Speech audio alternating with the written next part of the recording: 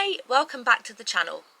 My name's Rebecca, I'm 44 years old and I'm somebody who used to suffer from multiple sclerosis, who no longer experiences any of the symptoms since starting the carnivore diet just over a year ago. And I just wanted to share in this video some of the mistakes I made at the beginning of the diet before I really knew what I was doing. So I kind of jumped into the diet quite spontaneously, inspired by some videos I'd seen on YouTube. And I didn't do my research beforehand, and so I've kind of learned along the way what pitfalls to avoid and what things are advisable. I have to say that I've been able to tolerate some deviations from the diet. I know some people find that deviations from the diet hit them harder, or perhaps the benefits of the diet aren't experiencing them as quickly as, for example, I did. So I think everybody is individual and will have a different diet journey, health journey, but I'd still like to share my experience of when I first started out in the diet and some of the mistakes that I made so that you don't have to make them.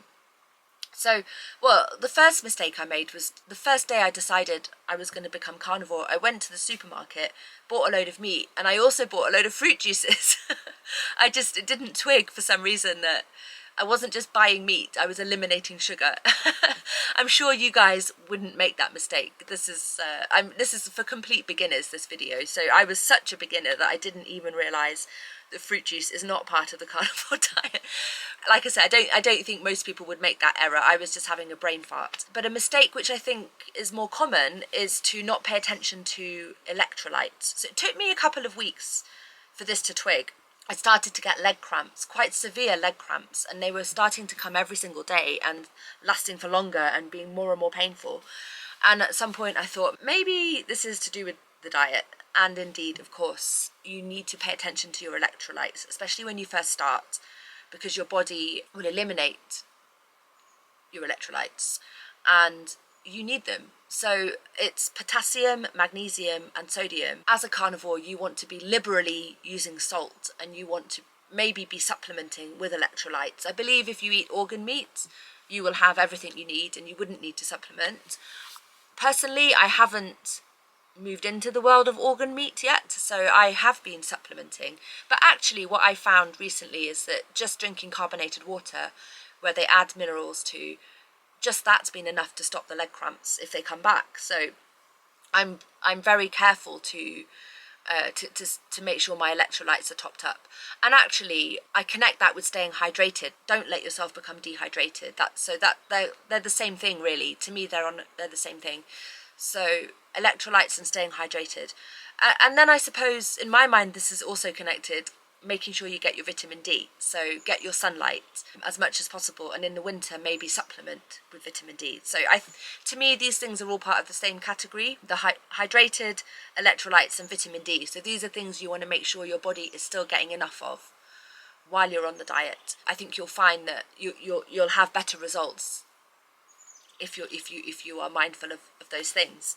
So then another mistake I made was to not pay attention to the hours of intermittent fasting. So on the carnivore diet, the idea is you eat your fill of meat and then you allow your body time to digest that meat. I did look into the science of all of this, the nutrition science of all of this. I can't remember the detail of it, but it's to do with your mitochondria.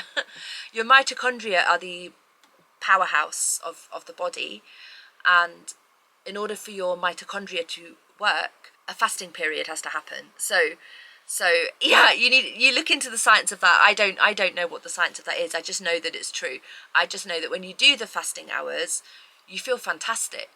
So and it's really great because when you come around to the eating window, you can eat as much as you like. On the carnivore diet, you don't need to worry about going hungry. You just literally eat until you don't want any more. And it's the type of food that doesn't keep you wanting more beyond your fill.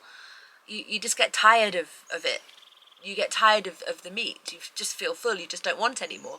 So it's actually a really easy diet to follow in that respect. And the hours of fasting, I follow the 16-8 fasting schedule, which I find really easy because you're full in the 16 hours where you're fasting.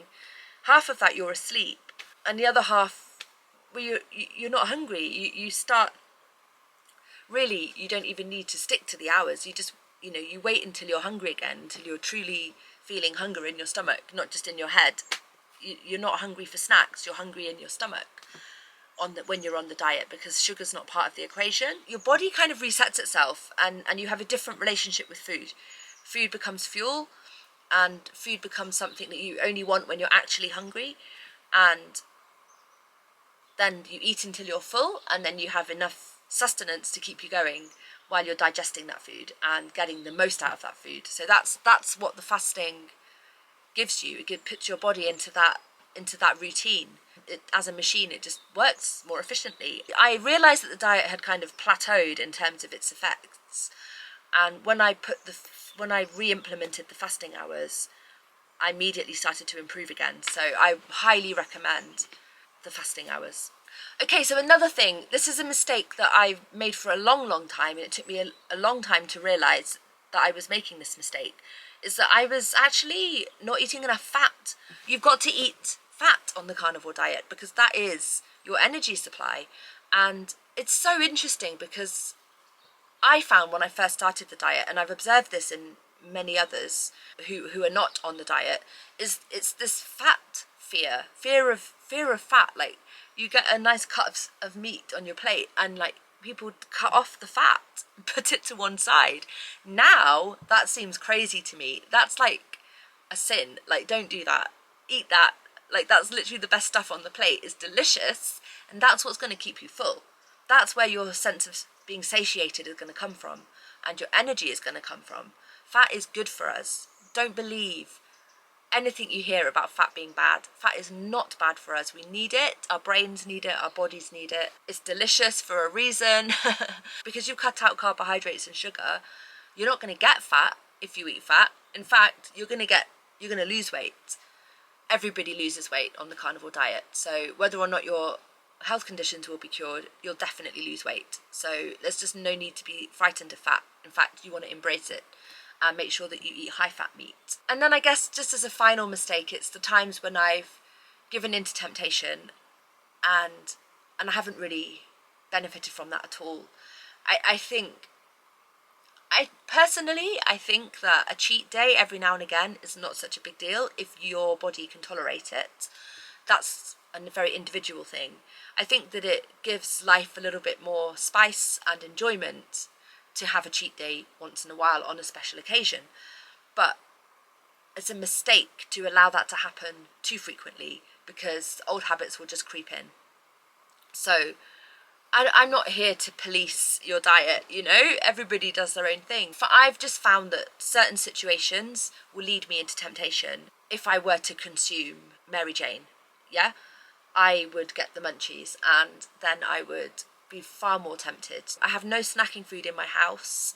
I mean, I think, you know, keeping in mind why you're doing the diet is probably the biggest means of staying strict with the diet and not giving into temptation.